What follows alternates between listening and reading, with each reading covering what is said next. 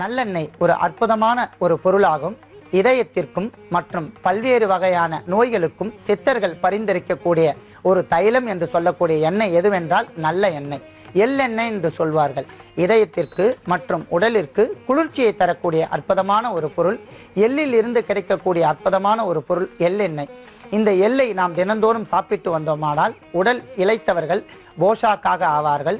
நல்லெண்ணெயை தேய்த்து நாம் குளித்தோமானால் கண்களில் ஏற்படக்கூடிய உஷ்ணங்கள் நீக்கும். ஆகையால் தான் நம் மக்கள் பண்டிகை என்று சொல்லக்கூடிய திருவிழா காலங்களில் எண்ணெய் தேய்த்து குளித்தல் என்ற வழக்கத்தையே கொண்டுள்ளார்கள். அந்த காலகட்டங்களில் உடல் உஷ்ணம் அதிகரிக்காமல் மிதமான குளிர்ச்சி ஒரு மனிதனுக்கு தேவைப்படும் என்பதால் எள்ளெண்ணெய் பயன்படுத்தி வந்தார்கள்.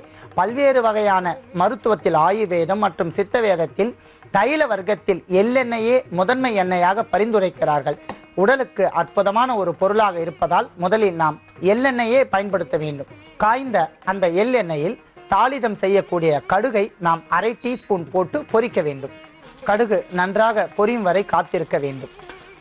அடுத்ததாக மணமூட்டமும் மற்றும் பல்வேறு வகையான மூலிகைகளினுடைய குணாதிசயங்கள் நிறைந்த கருவேப்பிலை என்கிற வேப்பிலையை நாம் தாளிப்பதற்காக ஒரு 5 கிராம் அளவிற்கு அதில் போட்டுக்கொள்ளவும்.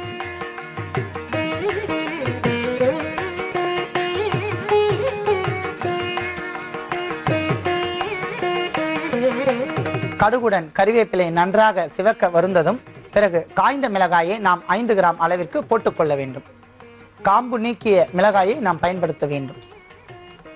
நன்றாக மிளகாயை பொன்னிறமாக வறுக்க வேண்டும்.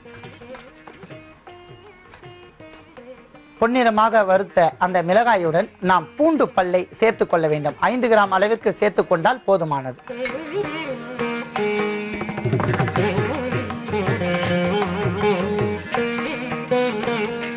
கடுகு, கறிவேப்பிலை, காய்ந்த மிளகாய், பூண்டு இவை எத்தனையும் பொன்னிறமாக வறுத்தவுடன் சிறிது வாசனைக்காக அரை சிட்டிகை பெருங்காயத்தூள் சேர்க்க வேண்டும்.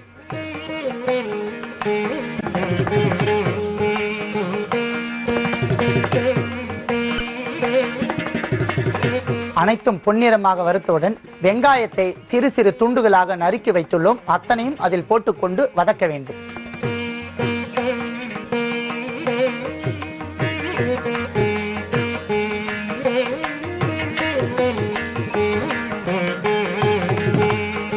வெங்காயம் தன்னுடைய வெண்மை நிறத்தை இழந்து பொன்னிறமாக வதக்கும் வரை அதை நாம் பொறுமையாக இருந்து அதை வதக்கி கொள்ள வேண்டும். ஏனென்றால் பச்சை வாசனை வரும். ஆகையால் நாம் அதை பொன்னிறமாக வறுத்து கொள்ள வேண்டும். பொன்னிறமாக வெங்காயமும் வதங்கியவுடன் அத்துடன் நாம் இறுதியாக முருங்கைக்கீரையை சேர்த்து வதக்க வேண்டும்.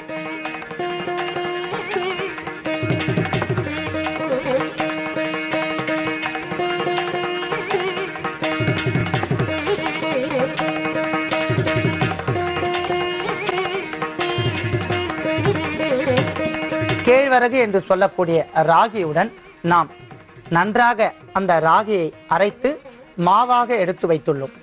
கேழ்வரகு மாவு நமக்கு தேவையான 200 கிராம் அளவிற்கு நாம் எடுத்துக்கொள்ள வேண்டும். அத்தனையாக அரைத்த கறிவேப்பிலை, பெருங்காயத்தூள் மற்றும் மிளகாய், முருங்கைக்கீரை, வெங்காயம் இத்தனையும் பொன்னிறமாக நல்லெண்ணெயில் வதக்கிய அந்த மொத்த கலவையுடன் நாம் இந்த கேழ்வரகு என்று சொல்லக்கூடிய அந்த மாவை இட்டு அதில் கலந்து தண்ணீர் தேவையான அளவிற்கு விட்டு உப்பை போட்டு இப்போது நாம் பிசைய போகின்றோம்.